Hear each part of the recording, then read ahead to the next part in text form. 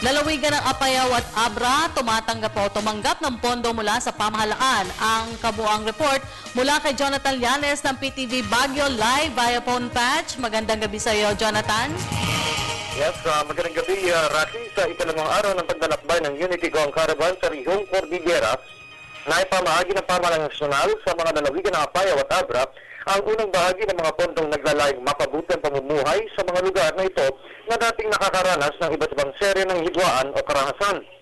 Sa ilalim ng programang Pamana o Payapa at Masaganang Pamayanan ng tanggapan ng Office of the Presidential Advisor on the Peace Process, kinilala ng tanggapan ng Department of Interior and Local Government Cordillera ang mga lugar ng Apayao at Abra, kasama na ang Kalinga, Ifugao at Mountain Province na bahagi ng Peace and Development Project ng Bukod pa dito, ang hangarin ng pamahalaan na mapabuti ang pamamaraan sa pamamahala ng kanilang pamayanan, mapababa ang insidente ng kahirapan at ang maayos sa pamamahagi ng kaukulang responsibilidad sa mga komunidad na magsisilbi bilang daan upang malutas sa mga hidwaan sa pamamagitan ng mga positibong hakbangin tungo sa maayos na pamumuhay.